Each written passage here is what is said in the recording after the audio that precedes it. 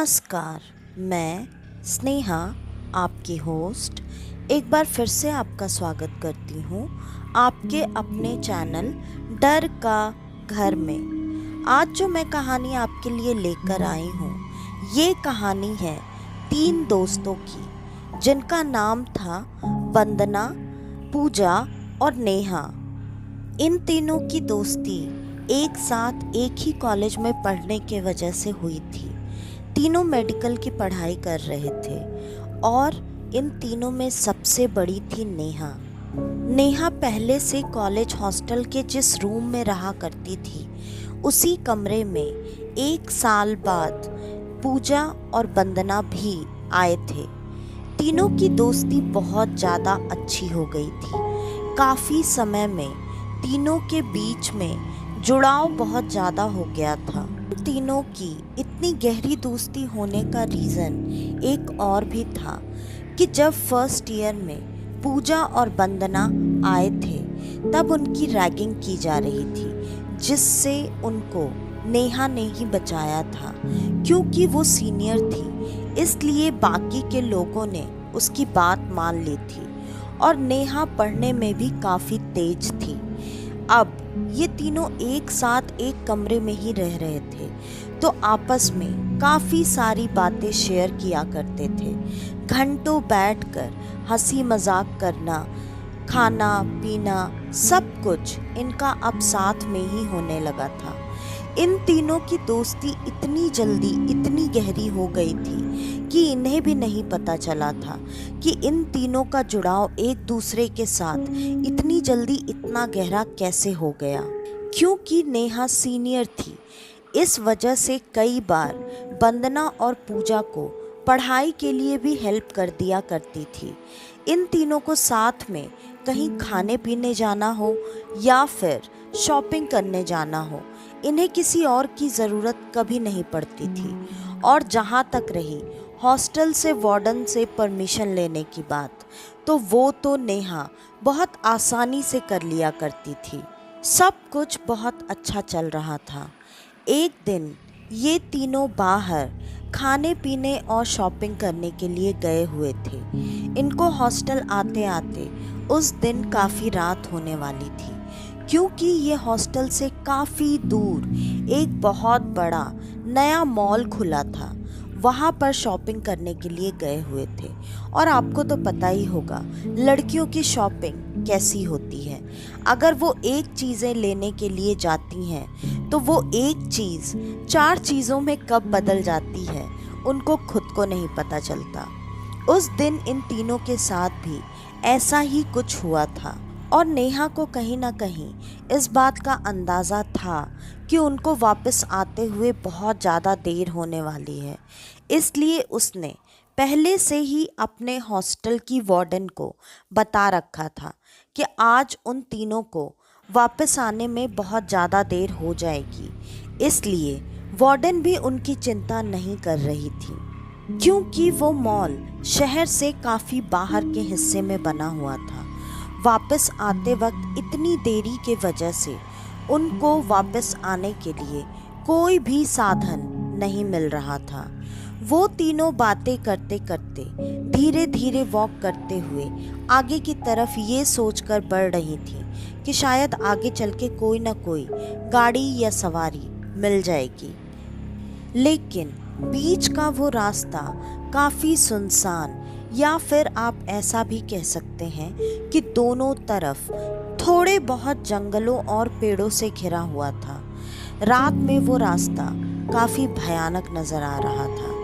जब वो वहाँ से गुज़र रहे थे तो तीनों को डर तो लग रहा था, लेकिन नेहा बड़ी होने के वजह से दोनों को संभालते हुए कह रही थी, तुम दोनों बिल्कुल चिंता मत करो, मैं हूँ ना तुम्हारे साथ, कुछ भी नहीं होगा, हम जल्दी ही यहाँ से निकल जाएंगे। लेकिन वो रास्ता लग रहा था जैसे ख़त्म होने का नाम ही नहीं ले रहा है। और चलते चलते अचानक से नेहा की नज़र सामने के पेड़ों पर पड़ी और उसने देखा वहाँ से कोई उनको छुपकर देख रहा है।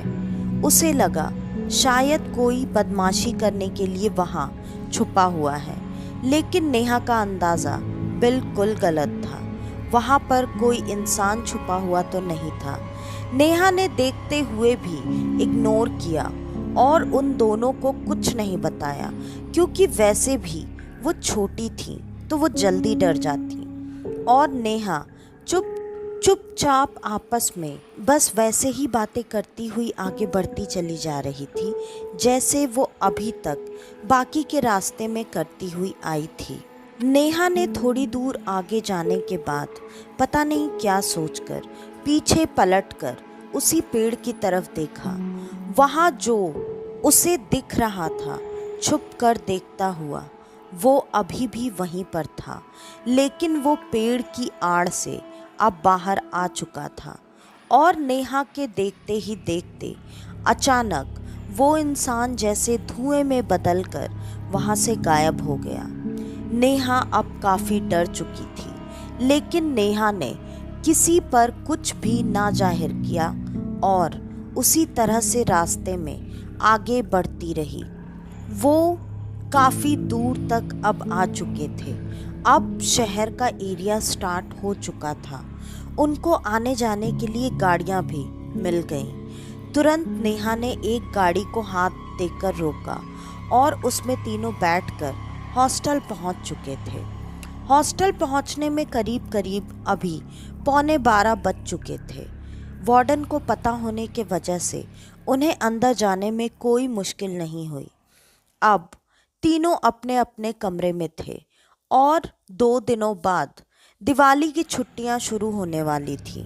वंदना और पूजा तो घर जाने वाले थे, लेकिन नेहा इस बार अपने घर नहीं जा रही थी।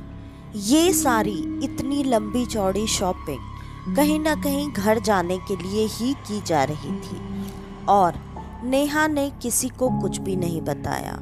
2 दिन जैसे तैसे निकल गया। नेहा के दिमाग से वो बात अभी तक निकल नहीं पा रही थी।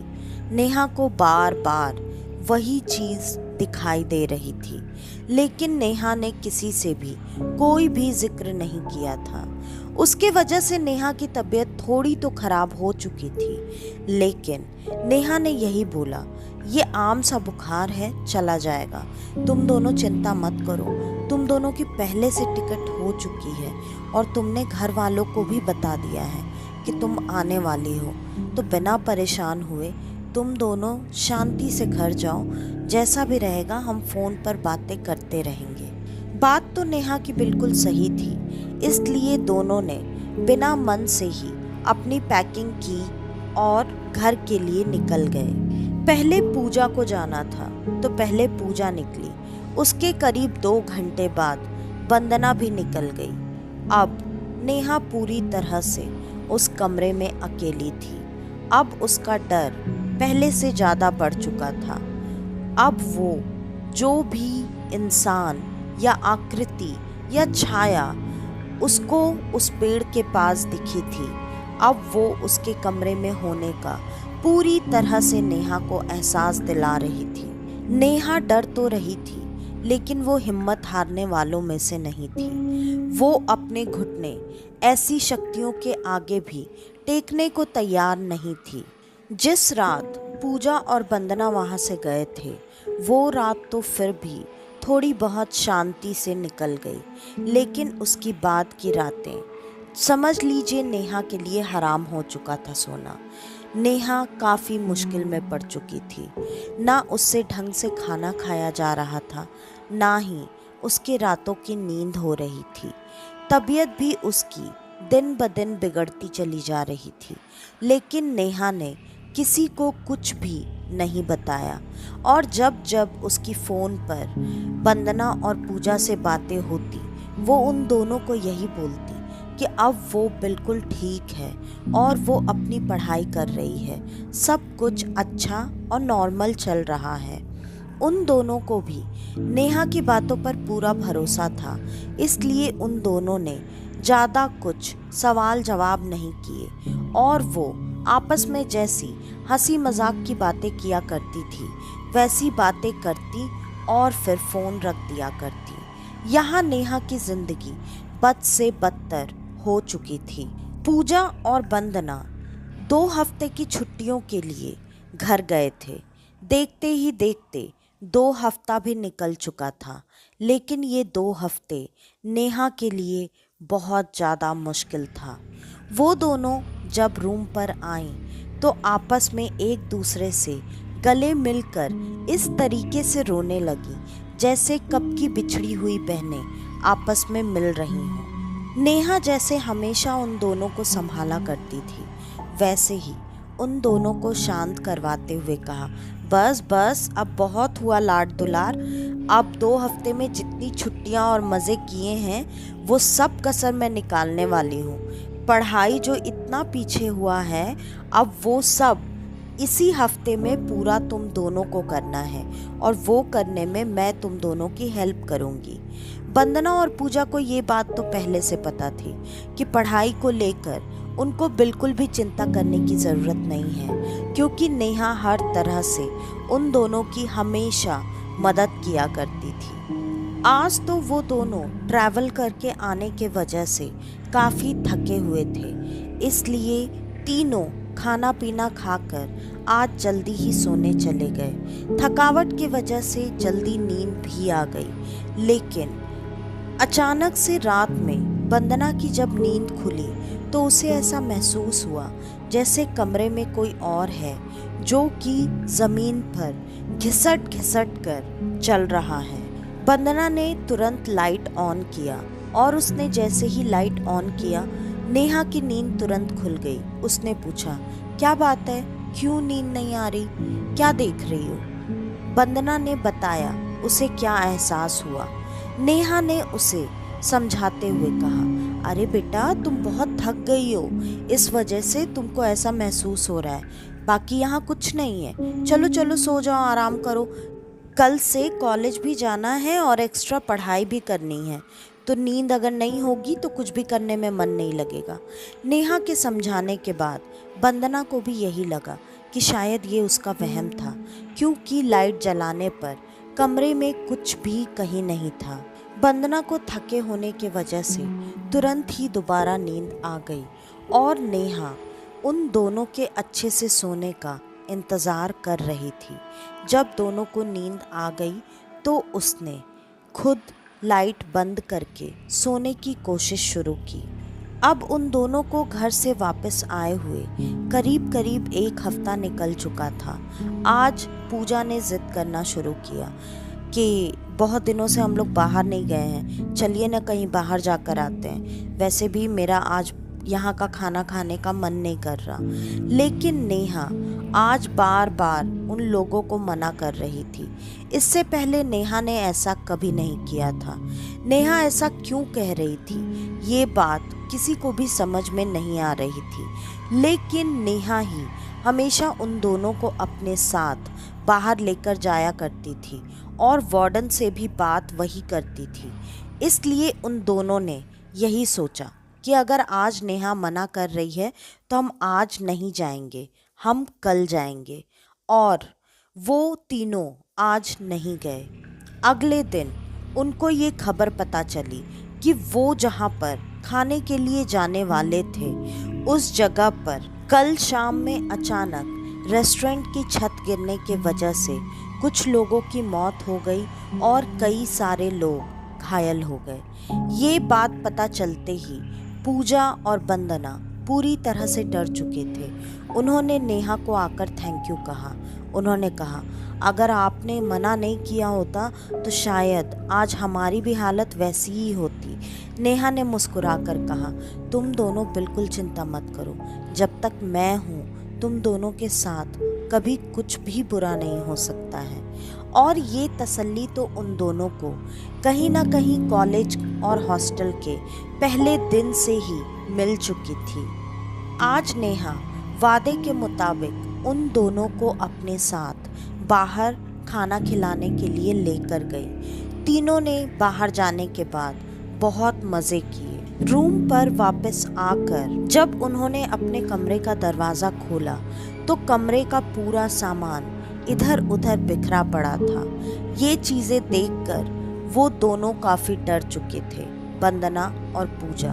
नेहा ने कहा, तुम दोनों बिल्कुल चिंता मत करो, बाहर जाओ, मैं फटाफट कमरा ठीक कर देती हूँ। उन दोनों को बाहर भेजने के बाद मुश्किल से 10 मिनट ही निकले होंगे। जब वो कमरे में वापस आईं तो उन्होंने कमरे को देखा।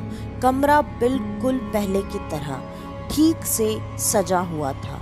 ऐसा कैसे? इतनी जल्दी नेहा ने पूरा कमरा कैसे ठीक कर दिया?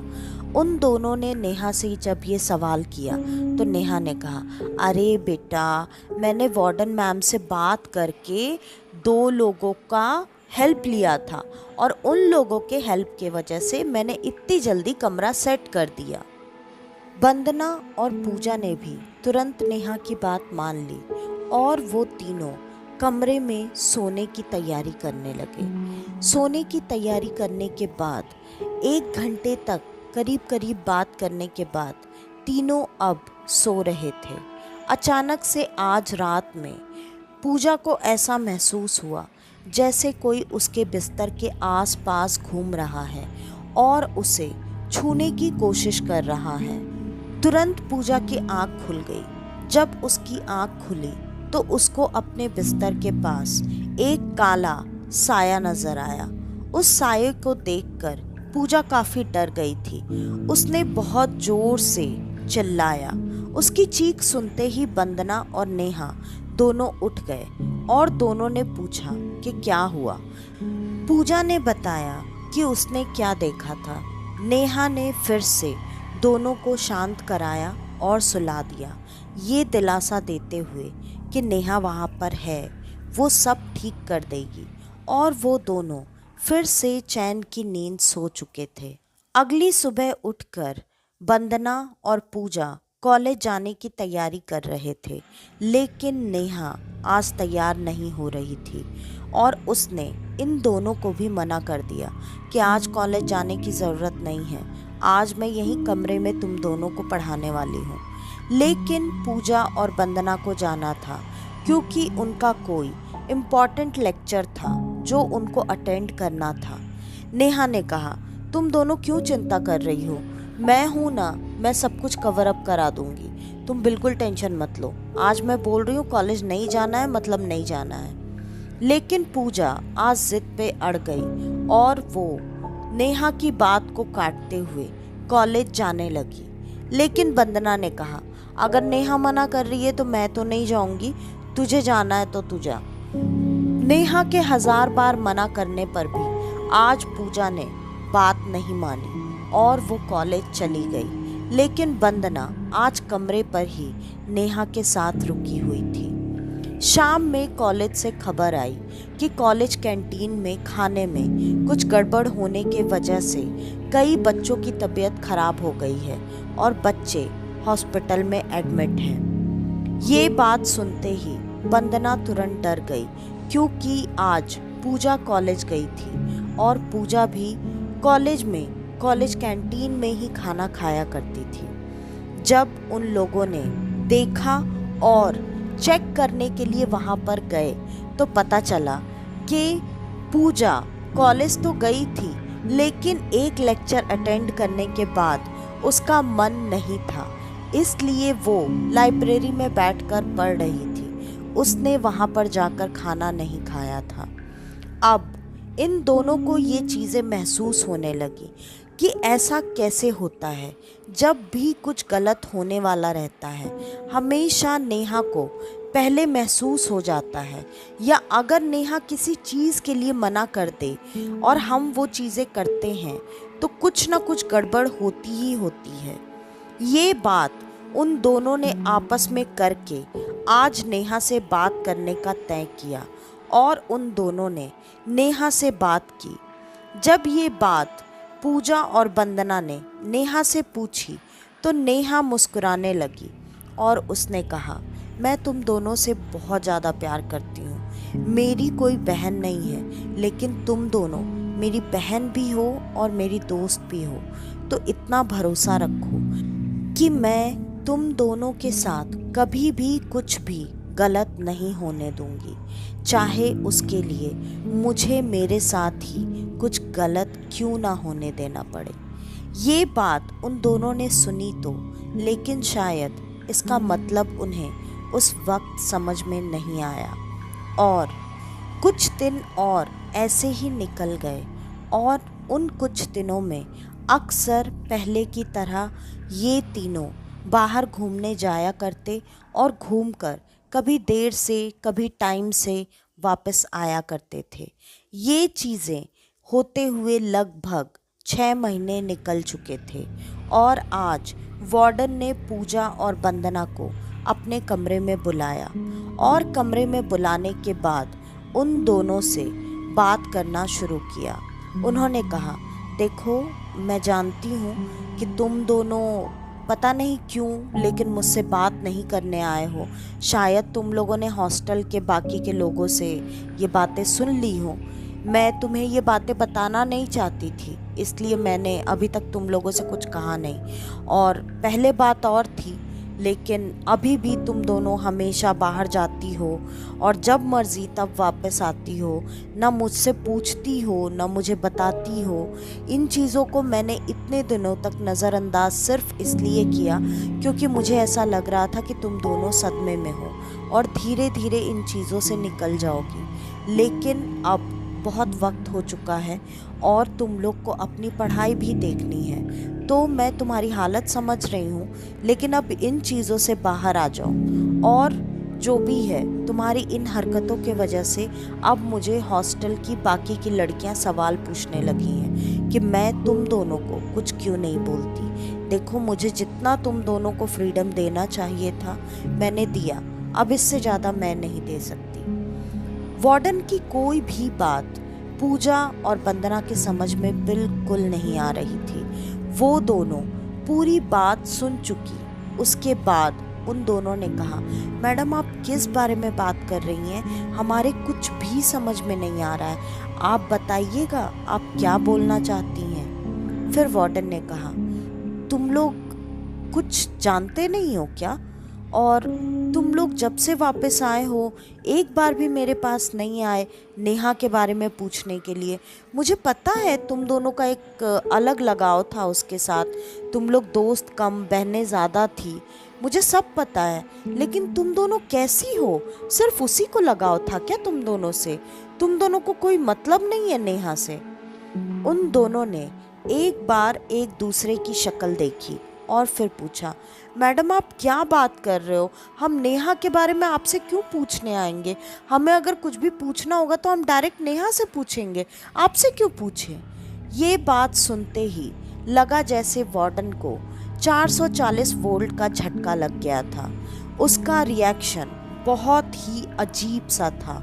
ये रिएक्शन देखते ही तुरंत वंदना ने और पूजा ने वार्डन से पूछा, मैडम आप क्या बात कर रहे हो और इस तरीके से हमारी बात पे ऐसे क्यों रिएक्ट कर रहे हो? हमें कुछ भी समझ में नहीं आ रहा है। आपको जो भी बोलना आप खुल के बोलिएगा। फिर वार्डन ने कहा, मुझे लगता है तुम दोनों को ये बात अभी तक किसी से पता नहीं चली है और तुम नेहा से कुछ भी कैसे पूछ सकते हो? ये बात सुनकर उन दोनों ने कहा, कैसे पूछ सकती हो का क्या मतलब है? हम तीनों एक साथ रहते हैं, हम रूममेट्स हैं, हम इतने क्लोज हैं, आप क्या बात कर रहे हो? वार्डन ने कहा, तुम रूममेट्स हो नहीं, तुम रूममेट्स थे। ये बात सुनते ही तुरंत वंदना और पूजा ने कहा, क्यों मैम, आप क्या हमारे कमरे से नेहा को निकाल रहे हो? उसे कहीं कोई और रूम दे रहे हो? उसे कहीं और शिफ्ट कर रहे हो? वार्डन ने कहा, मैं कहाँ शिफ्ट कर सकती हूँ उसको? उसे कोई भी शिफ्ट कहीं नहीं कर सकता।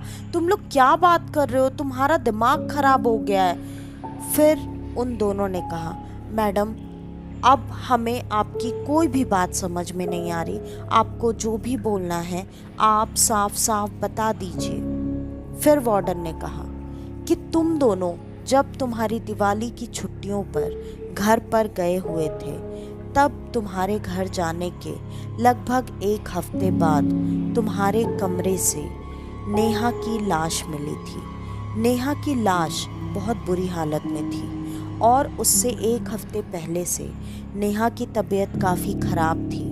नेहा ने किसी को कुछ भी नहीं बताया था, लेकिन उसके बगल के कमरे की लड़कियां बताती थीं कि नेहा के कमरे से रात भर अजीब अजीब सी चीखने चिल्लाने की आवाज़ें आया करती थीं। नेहा की हालत बहुत ख़राब थी। तुम दोनों तो फ़ोन पर बात करते थे ना? नेहा ने कुछ भी नहीं बताया क्या तुम दोनों को? उन दोनों ने एक दूसरे की शक्ल देखी और कहा, मैडम आप क्या मजाक कर रहे हो? नेहा की तबीयत ख़राब थी, हमें भी पता था, और नेहा ने बताया उसकी तबीयत बिल्कुल ठीक हो गई है। और आप क्या बकवास कर रही हैं? उसकी लाश मिली, वो मर गई, वो हमारे साथ अभी भी हमारे कमरे में रह रही है, वार्डन ने कहा। तुम मुझसे मजाक कर रही हो? हमने खुद नेहा की लाश तुम्हारे कमरे का दरवाज़ा तोड़कर निकाली थी, उसके घर वालों को बुलाकर उसकी बॉडी दी थी। अगर तुम्हें हमारी बातों पर भरोसा नहीं है तो तुम कॉलेज में, हॉस्टल में किसी से भी ये बात कंफर्म कर सकते हो। चाहो तो नेहा के घर पर फ़ोन कर लो, लेकिन नेहा अब इस दुनिया में नहीं है, नेहा मर चुकी है। और ये बात सुनने के बाद अब लग रहा था जैसे पूजा और वंदना को कुछ भी सुनाई नहीं दे रहा था। उनकी हालत काफ़ी ख़राब हो चुकी थी।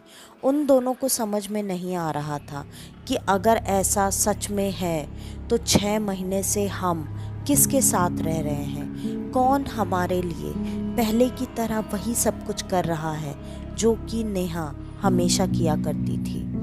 और अब जब वो कमरे में आए थे तो नेहा उस कमरे में नहीं थी। वो दोनों कभी रोते और कभी अजीब अजीब से सवाल आपस में करते। ऐसा नहीं हो सकता है, ऐसा कैसे हो सकता है?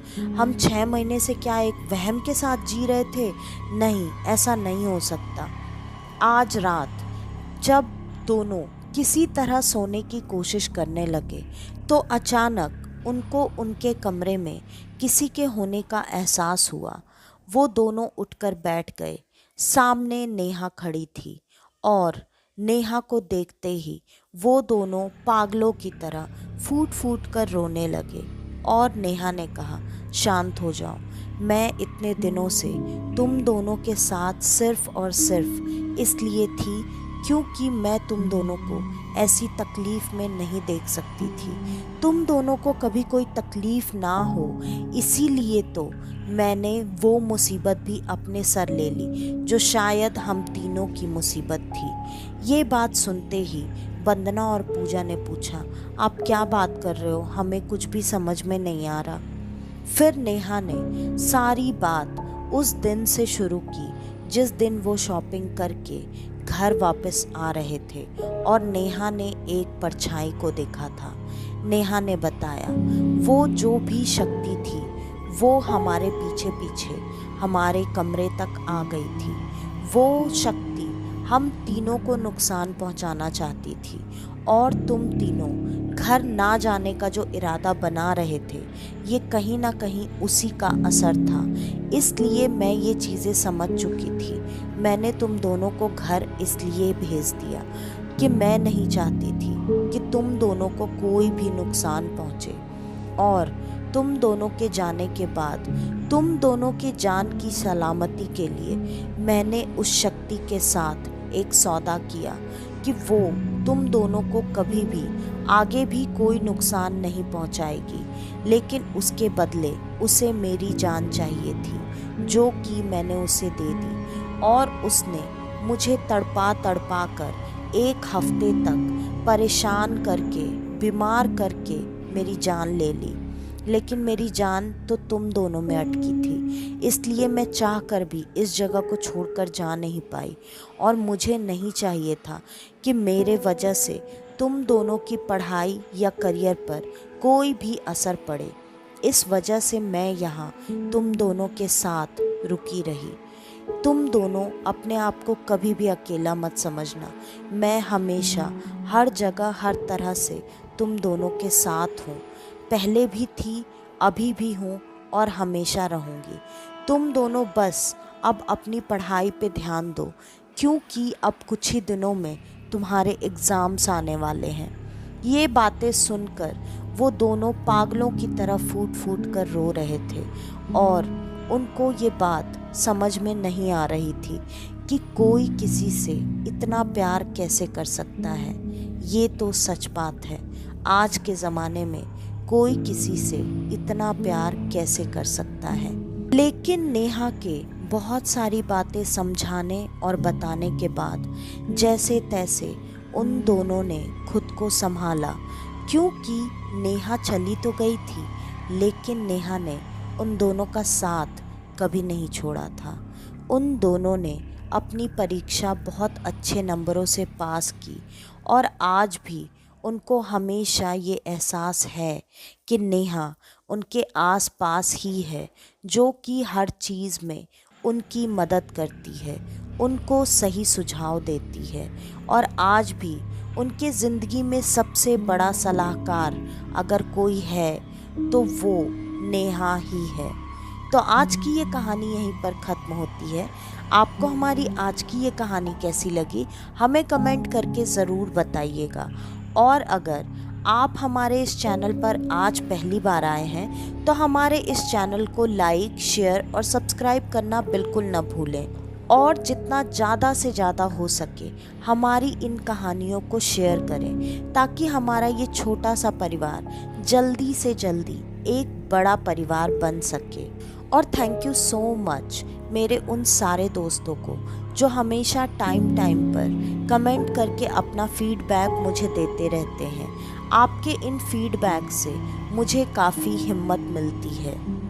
तो अपना प्यार और सपोर्ट हमेशा मेरे साथ ऐसे ही बनाए रखें। तो आज के लिए बस इतना ही। मैं स्नेहा आपकी होस्ट आज के लिए लेती हूँ अलविदा। कल वापस से आपसे मिलने आऊँगी और आप सबको लेकर जाऊँगी कुछ जाने अनजाने किस्से कहानियों के सफ़र पर, आपका अपना डर का घर में। तो कल तक के लिए नमस्कार।